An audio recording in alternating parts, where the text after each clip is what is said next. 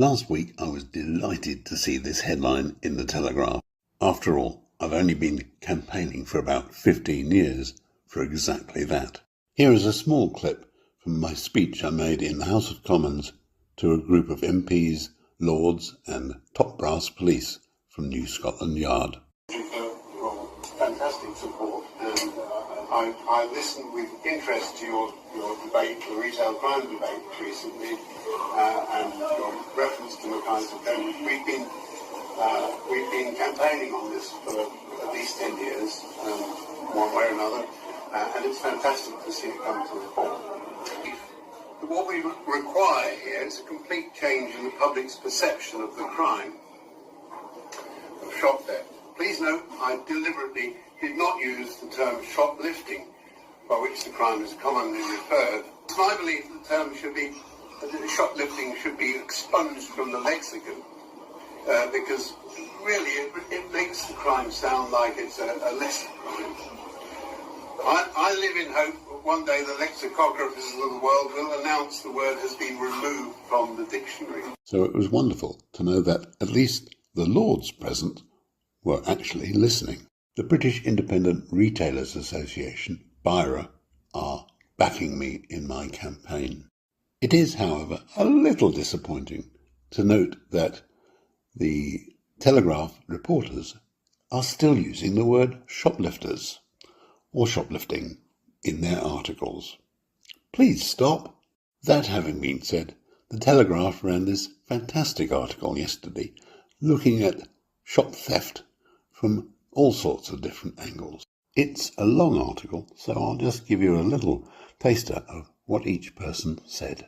George Bass, a security guard for 20 years, said, "Young people are stealing for amusement, for likes on social media.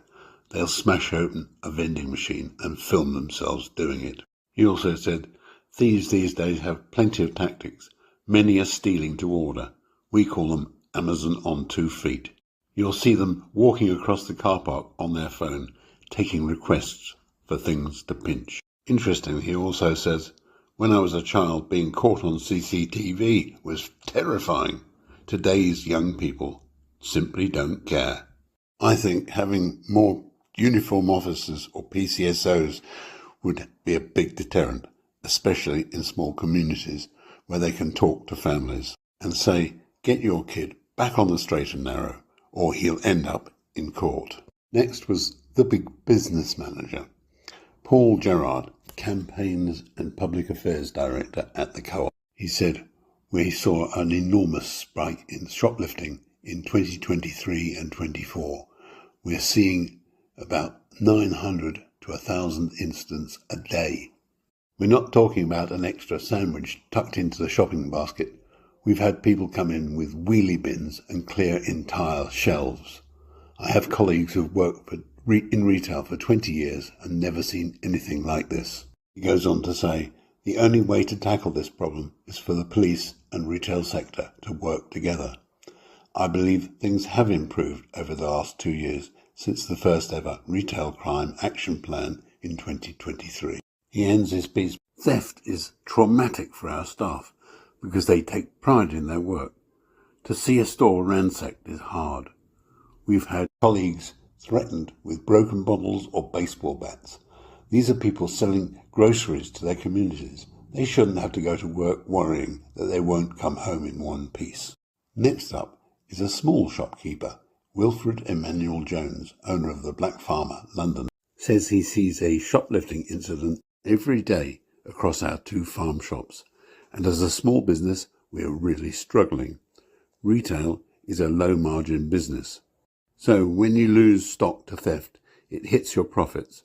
I've tried employing security guard, but that's £4,000 a month coming off the margin too. The big supermarkets can afford it, but if you're a small independent like me, you're stuffed.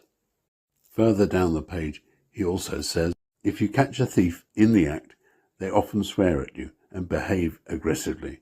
They know there's little you can do. I can't remember a time when people were this brazen.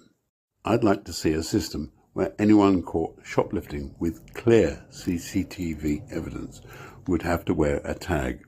Every time they enter our shop, we'd be alerted and could bar them.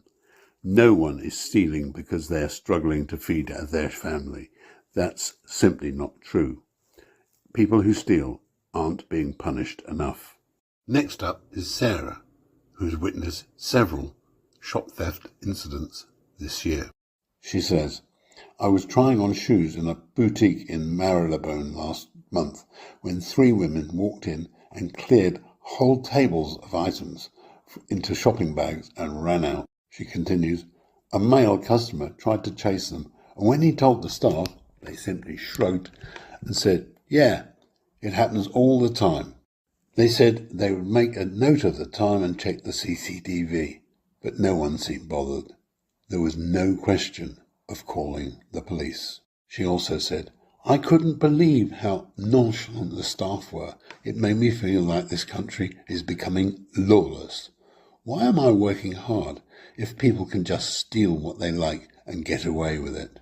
We then move on to the industry expert, Lucy Huing, the crime policy advisor for the British Retail Consortium. She says, shoplifting incidents began rising throughout the 2010s before spiking during the pandemic and have remained high. We now lose 2.2 billion in retail theft every year, with a further 1.8 billion spent by retailers on anti-crime measures.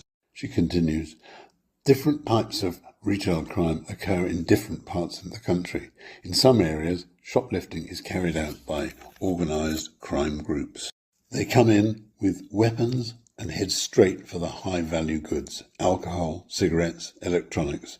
We also see theft linked to addiction, with people taking items to sell on. Some crime is opportunistic, such as not scanning every item in a basket or passing off an expensive product as a cheaper one at self-checkouts.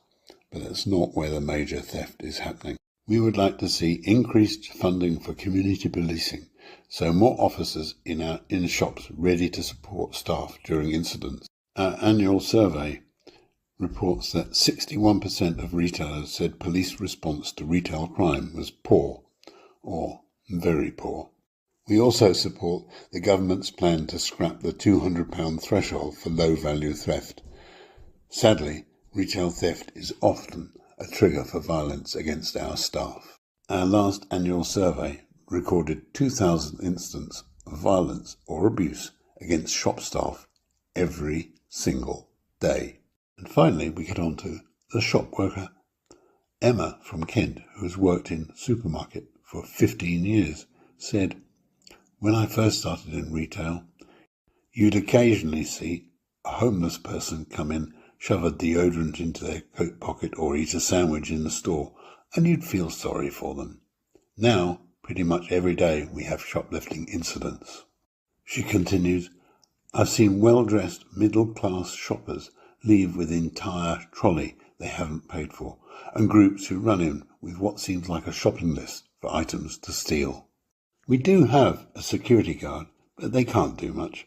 I've never seen anyone prosecuted for shoplifting in all the years I've worked in a supermarket. We call the police, they ask if anyone has been attacked, and usually they don't come, or turn up hours later.